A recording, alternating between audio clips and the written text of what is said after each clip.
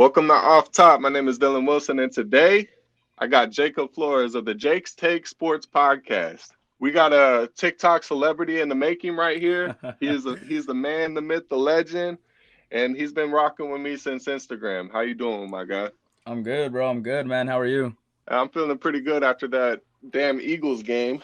So, Bro, I was waiting for it since the beginning of the season, bro. You already know always Eagles fans are gonna talk, man. But I'm just glad we could shut them up, man. just yapping nonstop. And all week on Twitter, them were arguing with the Giants fans and the Washington fans over who's our main bitch. Bro, exactly, dude. And it's always the Eagles too. I never go into the season hearing a lot of stuff from the Giants fans or really Washington at all. But the Eagles seem to always just be I don't know what they're trying to do, man. I don't know what point they're trying to prove.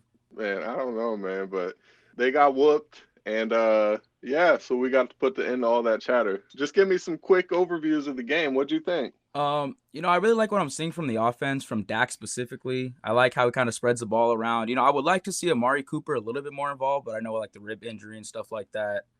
But I'm really liking the way the offense is going, bro, especially with Lyell out. And I don't even feel like we have our fifth best lineman out there, honestly. McGovern, I feel like he should be playing. But what I'm seeing right now with the game plan, the way the offense is moving the ball, throwing and rushing, I'm liking it, bro. I really am.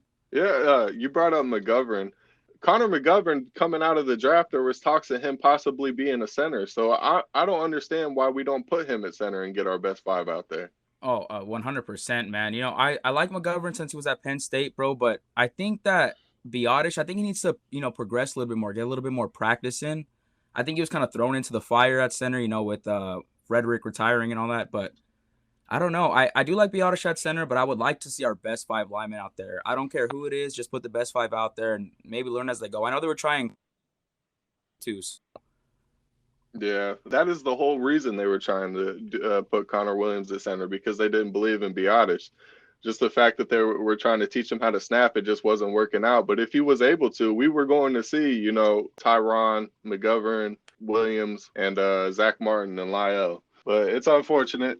Hopefully throughout the season, we're going to get Connor McGovern out there, because he's definitely one of our five best linemen and should be starting somewhere on that line.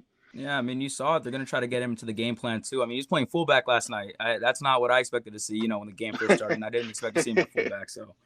That's right. So the offense, I feel like believe it or not, I don't feel like we played that great of a game. We had all the miscues and everything. Like, we had the fumble snap. We had Tyler Biotish getting blown back on that fumble touchdown. I just don't feel like we were on our game, but we were just like so better than the Eagles that we can blow them out, and it don't really matter. Yeah, can I say something about that fumble in the end zone too?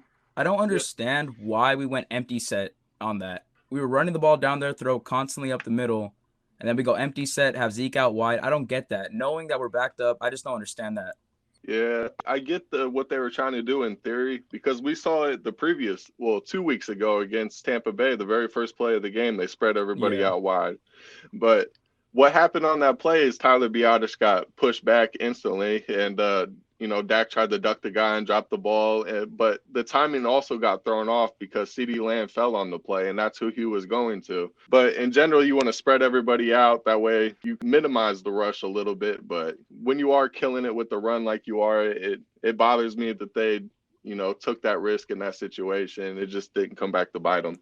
Yeah, because you're 100% right. I mean, we played in my opinion, being a Cowboy fan, watching the games over the years, especially Dak and Romo and all those years, it was a sloppy game, bro. It could have been a lot better, and we should have won by a lot more, to be honest with you. It was just a little bit of sloppy play, a little bit of, time management problems. Again, I'm not too sure what was going on at the end of the half. McCarthy not calling a timeout. That didn't make sense to me.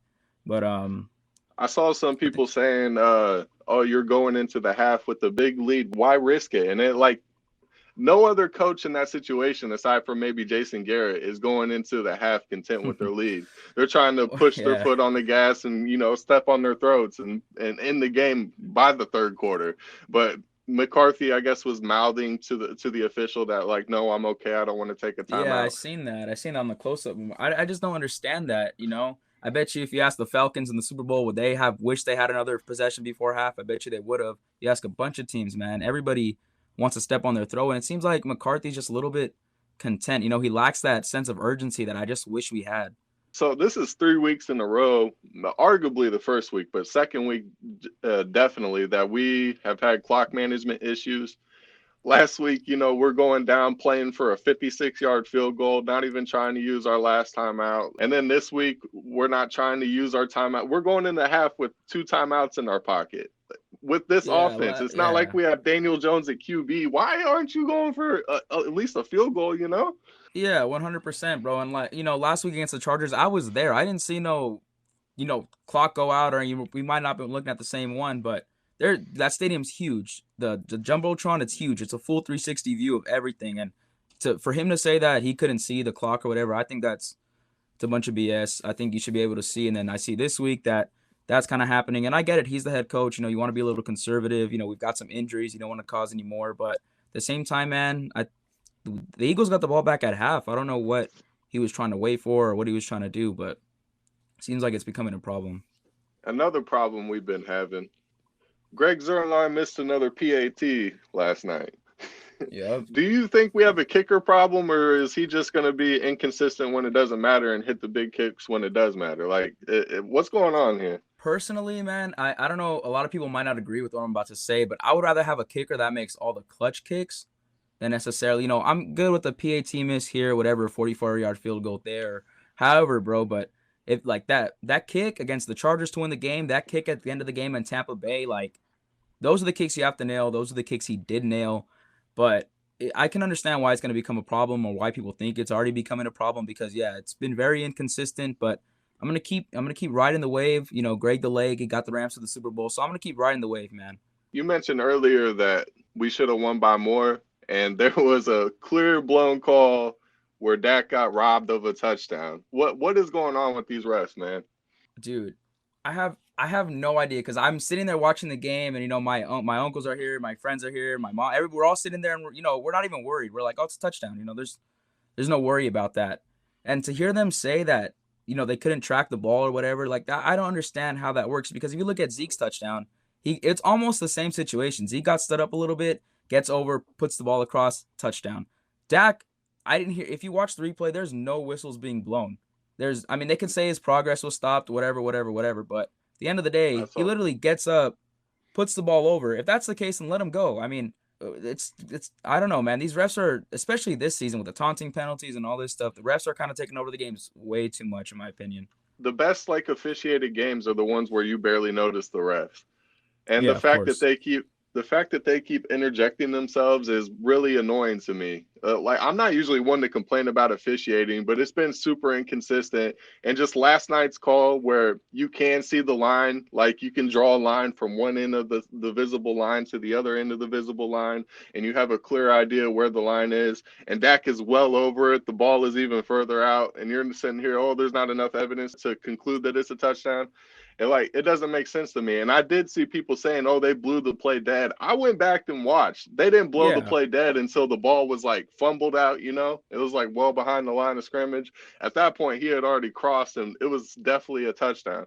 I think that one thing that the NFL really needs to do about these refs is players get fined, players get fired. It happens all the time. Players get released for not doing their certain job, coaches, et cetera, et cetera. I think the NFL needs to start holding the refs accountable, man. They're way too involved in the outcome of a game for things that really shouldn't be a penalty, or blatant missed calls, the offensive pass interference on Godwin in week 1 in Tampa. That should have been called. And then you have last week's the PI on Curse, and then this week Dak not getting in. I don't want it to come down to an NFC Championship game, not even just for the Cowboys, but football period, like the Rams and Saints that missed pass interference. I just feel like that's kind of where the season's trending in terms of referees. Yeah, it's been pretty bad. And the league coming out and releasing a statement a few days later admitting they made a mistake just isn't going to cut it anymore. We need some major changes. I'm glad you brought up some sort of repercussions, because there needs to be something, whether it's fines or suspensions or something, because they have no sort of accountability. They can keep going to their job, fucking up, saying my bad, and then doing it again next week. It just and when we go back to last week, the pass interference on Curse, fine. If you're going to call that, you want to be ticky-tack, fine. But then Amari Cooper gets mauled on fourth down, and doesn't get that same call. It's like there's no consistency. It's just And I it's think bad that one was officiating. worse. And I think that one was Yes, worse on Cooper. Like it's just so back and forth, man. I don't understand it. And I don't want to understand it, to be honest with you. I just want to watch the game. Like you said, it's best when you don't even notice them, but they're everywhere, bro. let's talk about something good. Trayvon Diggs, is he not a stud or what? Ooh, man. I've seen your tweet. I saw your video saying he's the number one corner. Nobody knows it yet, but I think people are starting to know, bro. I think people are starting to know. I'm feeling it, He man. Last night when he's I tweeted insane, that, bro. people are starting to be receptive to it. Well, I'm just saying, man, Trayvon, when he came out of Bama, I thought we were going to get him in the first round. He definitely should have been a first round pick. I mean, you're seeing it now. But Dan Quinn, I mean, you're seeing the wide receiver and Trayvon Diggs come out on defense, and I just love it, man. And he was bullying my guys last night.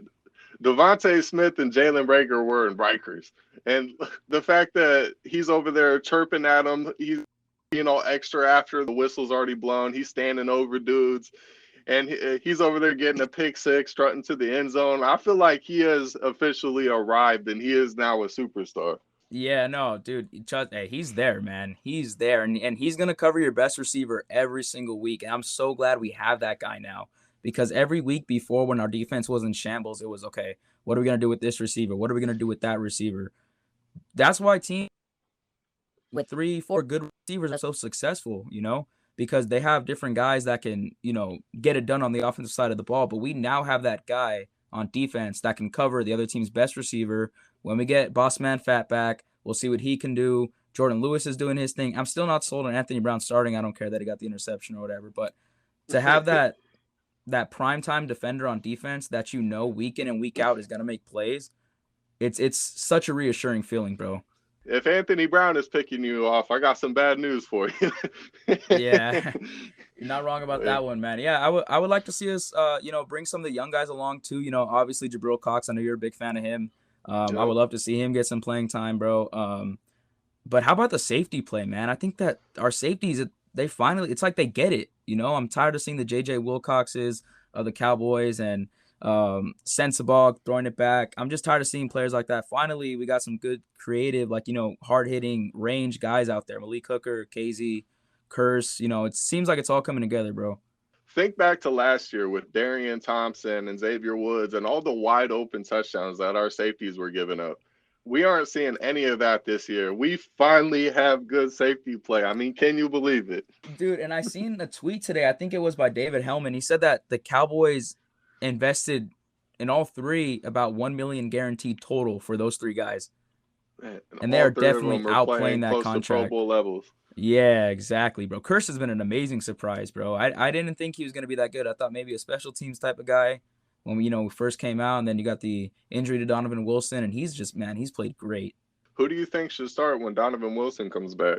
I think Donovan Wilson still. I'm a big Donovan Wilson fan. What he did last year with that terrible defense and what I think he can be, when he's healthy, obviously I know what he can be. I think he's a Pro Bowl level safety, to be honest, because he did that last year and he didn't even start all the games. So if you throw him in this year, and it's only good to have Malik Hooker and Curse backing him up, but I think that it's definitely Donovan Wilson's secondary still, but I could definitely see the rotation getting a little bit bigger. Yeah, you bring up a good point. I am really interested to see what Donovan Wilson looks like with elite safety play on the back end to assist them. That's really intriguing to me. I'm like you. I'm a big Donovan Wilson believer. I feel like those guys, we got something special brewing. I just hope we can retain them after this year because Donovan Wilson's the only one under contract right now. Yeah, and I think that, obviously having Dan Quinn helps, when we got Keanu Neal and KZ both playing for Quinn, but hopefully they take, some good deals, knowing that they're not going to be all pro Tyrann Mathieu levels, but they're going to be good enough to get this defense to where it needs to be in terms of us just being competent, just being competitive on the defensive side of the ball. But I'm hoping that we can retain some of these guys. Donovan Wilson's only going to get better. Trayvon Diggs only going to get better. And we're not even at full strength yet. Can you imagine what this team is going to look like once we get all our guys back and we start rounding into midseason form? Like, we're a pretty good team now, but we could be scary come playoff time. And I think that's the biggest thing is just being healthy come playoff time, right? We get D-Law back, and maybe with the way the defense is playing, we can let Lawrence's foot injury fully heal before he comes back. There's no need to rush him back. Obviously, we got Parsons and Gregory there, but I mean, dude, we're not like even close to full strength. Not even our offense is close to full strength. What do you think Parsons' full-time position should be? I like him as a linebacker that can rush in like a third down package or something like that. I think that you need to leave him on the field in whichever way you can leave him on the field. He needs to be a 3-down player. I don't really see him in a linebacker rotation right now. But, man, if you can bring him off the edge on third down, but have him cover, tight ends or whatever you need him to do on first and second down, I would absolutely love that, man. He's a blue chip player on defense, so I think he needs to play as much as he can. It's crazy to me that he could be a Pro Bowl player at linebacker or defensive end. How lucky are we that we fell into drafting him? And that was my big thing before the draft, too. Like, I wanted the Cowboys to be in a spot where they don't try to overdraft, they don't pick the wrong player, but somebody just falls in their lap, and that was definitely Micah Parsons. We have Randy Gregory on the other side having a great game last night. It didn't really show up on the stat sheet, but I feel like he was giving them hell all night. All night, bro. How many holding calls did the Eagles have? The Eagles were penalized so much last night, dude. And Randy Gregory and Micah Parsons, they make a great pass rushing tandem. And our defensive tackles look pretty good last night, too. Yeah, Osa is going to be an eventual Pro Bowler, maybe. And, we haven't even really mentioned Tristan Hill either, who's going to come back probably near the end of the season as well. And Neville Gallimore, I'm interested to see how they do the rotations. They could have a really good third down pass rush where they have Osa and Neville Gallimore in the middle with Micah Parsons and Randy Gregory on the edge. That's going to be wild. Yeah, dude, our packages for, third and short, third and long, they're going to be pretty good, dude. We're going to have a lot of athletes on the field. Dan Quinn as a whole, we need to give him respect because he's completely transformed this defense. We're seeing speed. We're seeing good safety play. We're seeing corners attack the ball. We are leading the league in turnovers. We have 8 through the first 3 weeks. Like, there'll be years where we'll have, 8 total the entire year. It's kind of surreal, bro. Like honestly, it's kind of like I don't believe it, but at the same time, it keeps happening. And they're timely turnovers, too. I mean, week 1, KZ knocking the ball out. Yes. Godwin before he scored. KZ's interception last week. We didn't really need one this week. But that pick 6, man, just seeing Trayvon out there, he's a ball hawk, dude. Just getting to the football, it seems so easy for him. And it's especially satisfying because all offseason, Eagles fans were the one talking the most reckless about Trayvon Diggs. And then he's the one doing it to them, disrespecting their wide receivers and pick 6 and their quarterback. Bro, it just feels so good to have somebody like that back there. Just the leader of the defense, somebody that's going to go get you the football, and you don't really got to worry about that side of the field. So last night was Dak's first game in AT&T Stadium since he broke his ankle. He was crying during the national anthem. How do you feel like he played last night? I feel like he played good. I think Dak has completely flipped the view of him, in the media and with the fans and stuff like that, to where, if this was 2017 and Zeke had 2 touchdowns and Dak, had 240 yards and a couple touchdowns, 3 touchdowns, people would be like, oh, Zeke carried. Now it's, oh, Dak's super efficient. Dak makes all the right reads. Dak makes all the right throws. He takes care of the ball, and he's one of the best quarterbacks in the league. So I watching the game, I think Dak played great.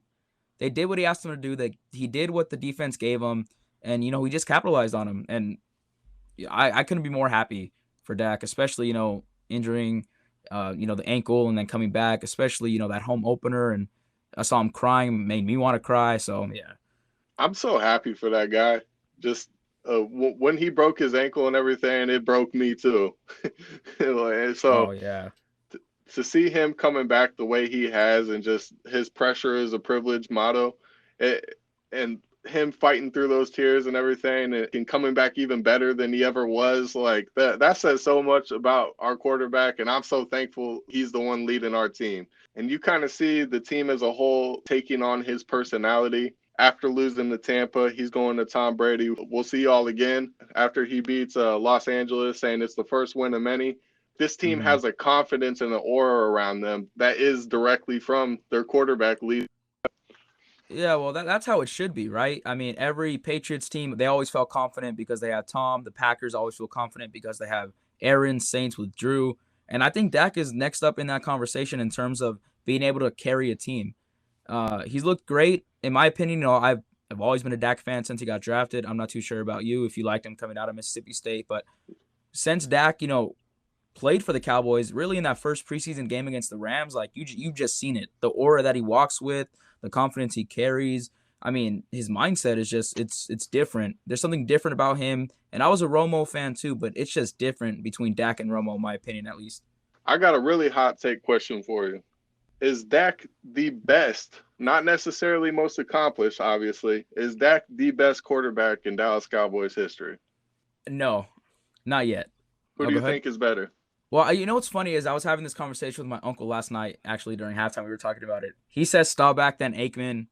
I would say the same, probably Staubach, Aikman, because Staubach's really the one that put the Cowboys on the map. And obviously you got the 3 championships from Aikman. I would say Dak, and then I would say Romo. All right. I'm going to start with Aikman. If Dak was on those 90 Super Bowl teams, how many Super Bowls do you think they're winning? Probably same amount, maybe 4. Maybe 4? So, okay, so we might have a higher ceiling with Dak. If you drop Dak off in the 70s and 80s and have him playing with Bob Hayes, Drew Pearson, Tony Dorsett, he has that doomsday defense. How many Super Bowls do you feel like he's winning? Do you feel like he's winning the same or maybe more? No, definitely more than Roger. So that kind of goes into my point. Dak. So you would say Dak is the best overall quarterback in Cowboy history right now? Well, obviously he's not the most accomplished, but from a talent taking accomplishments, taking accomplishments out of it. But if we're just lining up all our quarterbacks in a row and we're asking like who is the best quarterback out of this bunch, it has to be Dak. Watching his command of the offense last night, where he's doing all the pre-snap stuff, he just knows exactly what the defense is doing. He's doing whatever he wants. Like, we haven't seen that necessarily. Tony Romo had that, like, toward the end of his career, but we saw a lot of mistakes, too. Dak is just in complete control of the game, and he can make every throw. He has legs. Roger Staubach, that was his thing. Roger the Dodger, he had great legs. Yeah. Aikman, he had accuracy. Tony Romo, he had the explosive razzle-dazzle plays. Dak has all of that. Yeah, you're right. You're right. I'll give you that. You make a convincing case about that. Yeah. It's kind of like a controversial thing to say, but if we're being honest, if you just drop Dak off in any of these teams, they're winning as many Super Bowls or not more. So accomplishments can't make you the best. Dak has the talent to be the best quarterback, and he's just going to win a Super Bowl at some point. The accomplishments 100%. Are going to come. Yeah, see, like, he has it. Like, this team will win a Super Bowl with Dak Prescott as their quarterback. 100%. And I think multiple, to be honest, if we can kind of keep this defense intact. But what you were saying, though, about, like, talent-wise, yeah, if you take the Cowboys' name and what they did and accomplishments and all that, then, yeah, you're right. Dak can throw. He's accurate. He leads the NFL in completion percentage right now. He's accurate. He's mobile. He's a huge dude. He's strong as hell. He can run. He can he just does everything that you want out of a quarterback.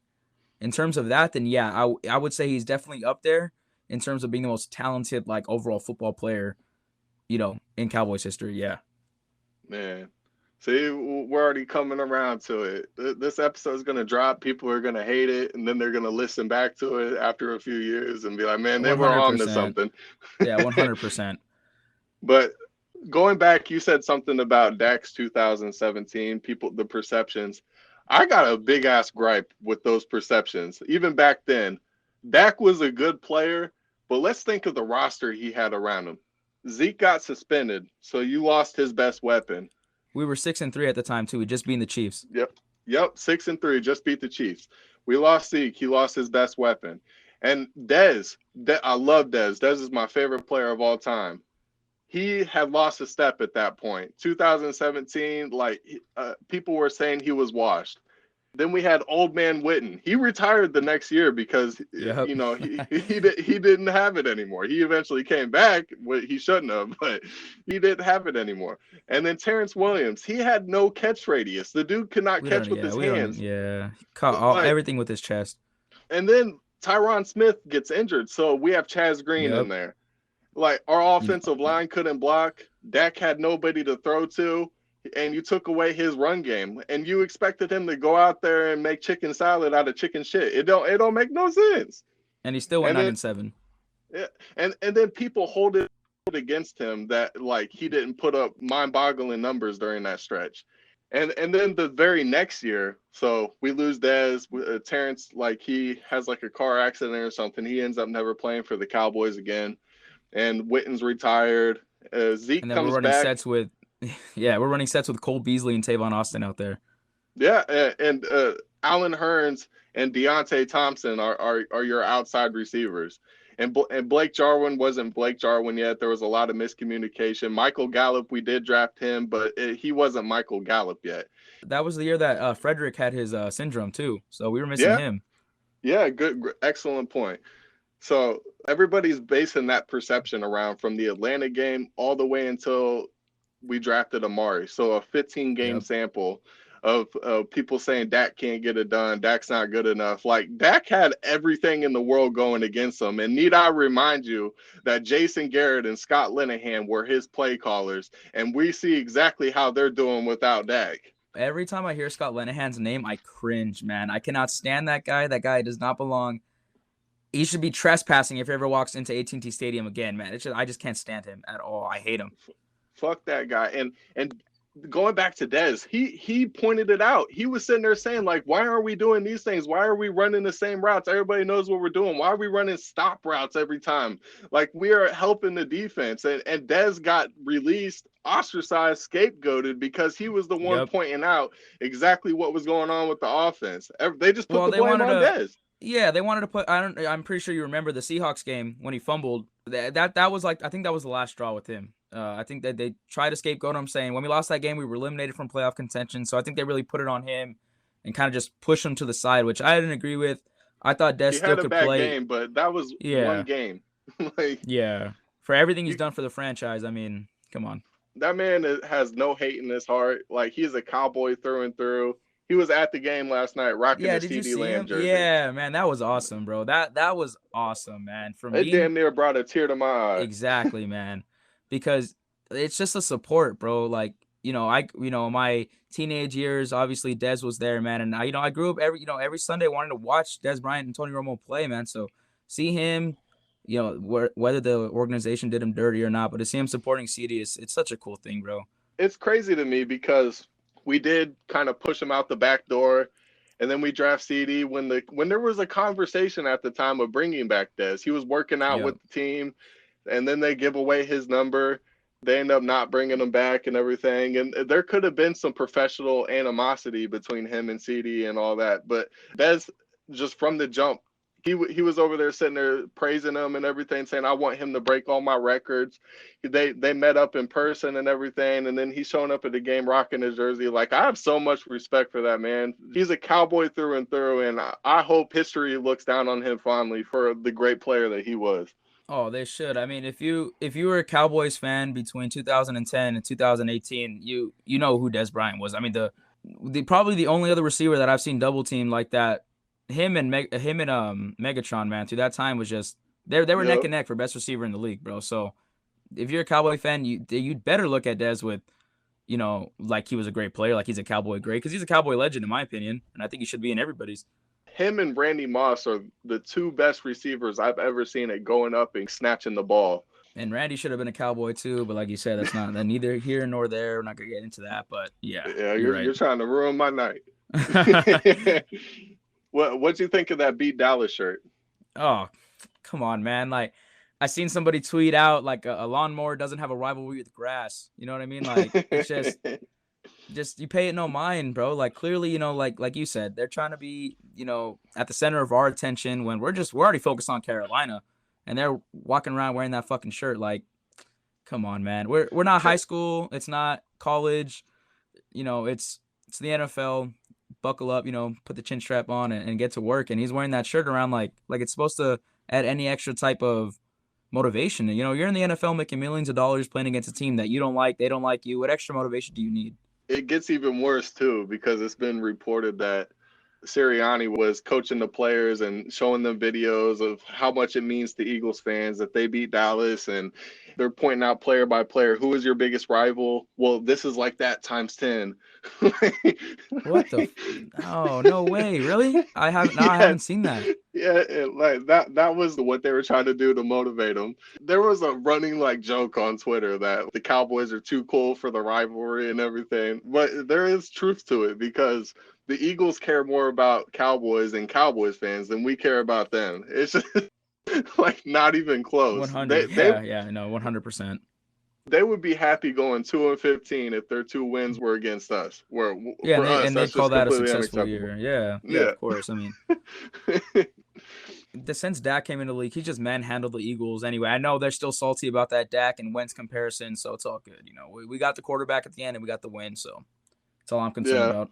Yeah, that was a disgusting era where they're trying to downplay my quarterback and uplift theirs, and even had the media backing them up.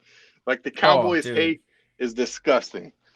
Dude, I can't even stand it, bro. I don't even watch, First Take or Undisputed anymore. I don't watch none of that anymore. I'm tired of it. Overall, how are you feeling about this team going forward the rest of the season?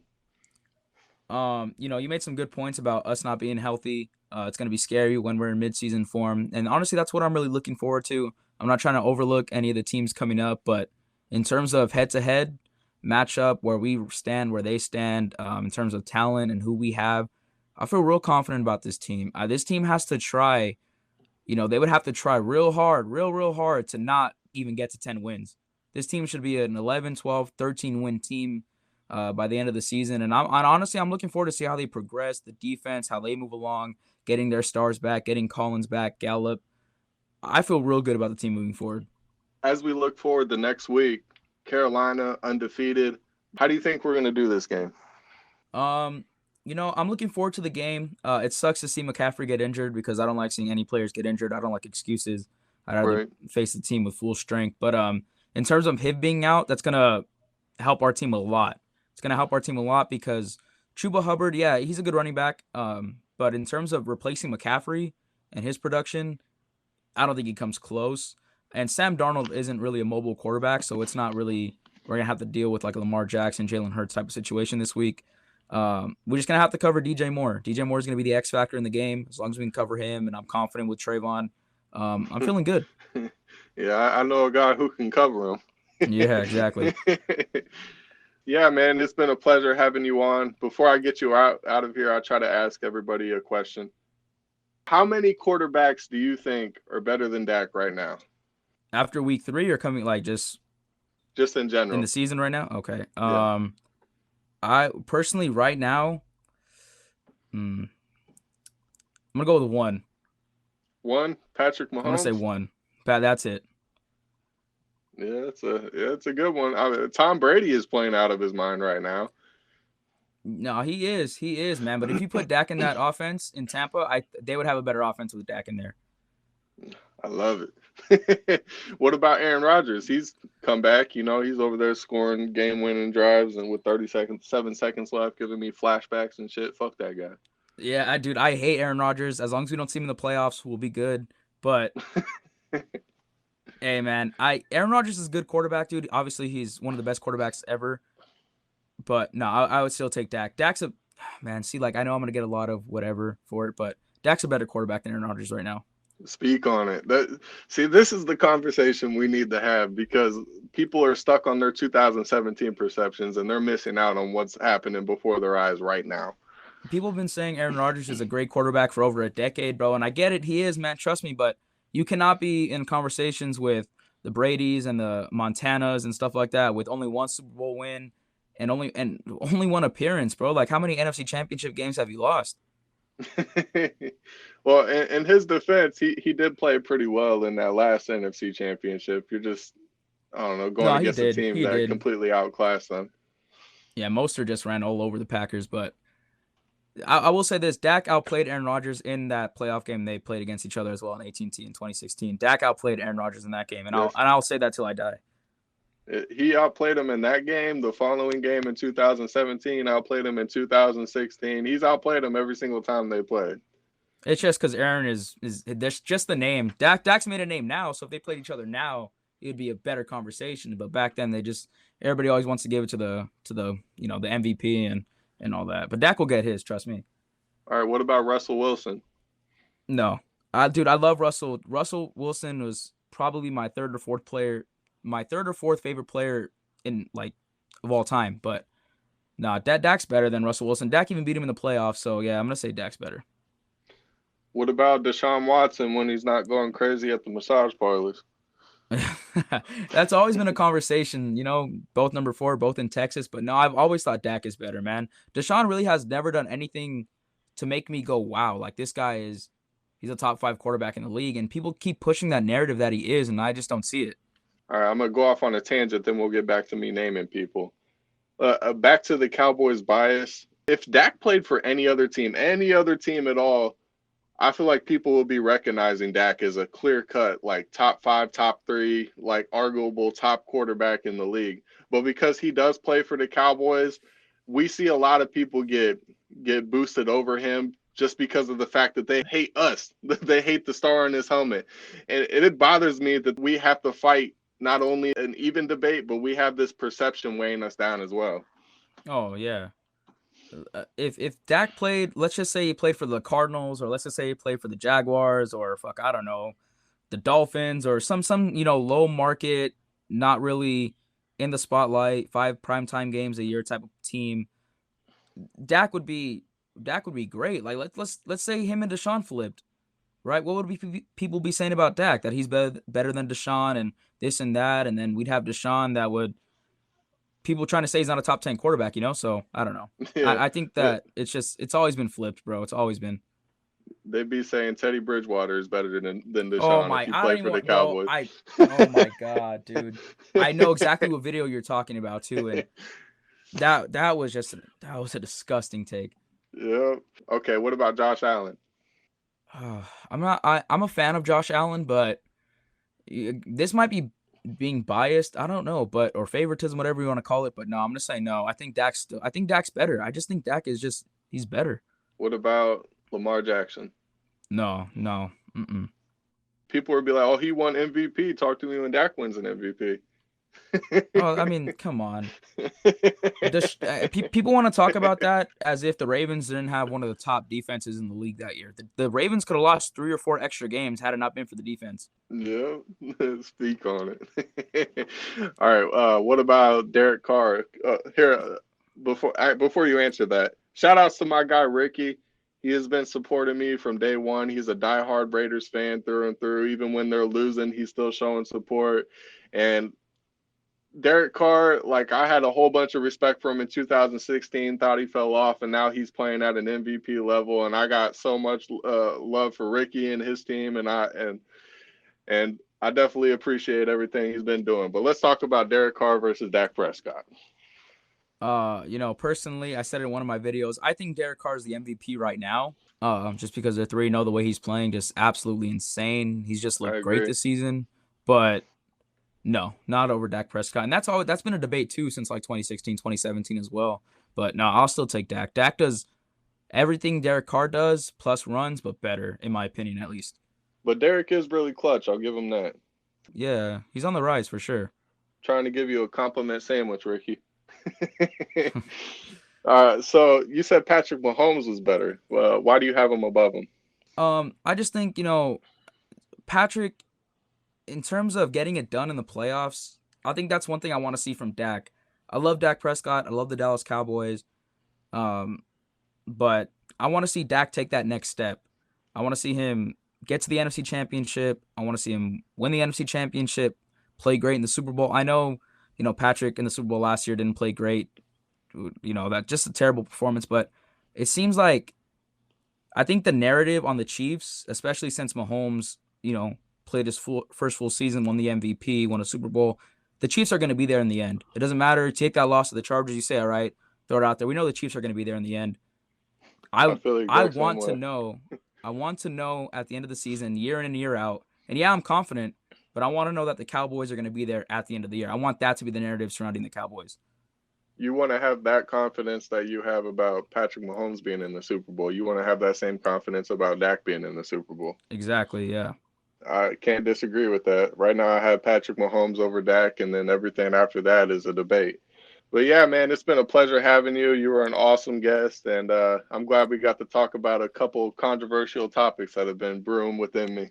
I appreciate it, bro. It's been fun, dude. Like you said, man, I've been following you for a while, so it's just pretty cool to be on here and just talk some Cowboy football. Yeah, I'm definitely gonna have to have you back again. And anytime you need anything from me, just let me know. Appreciate you, bro. I really do, man. Thank you.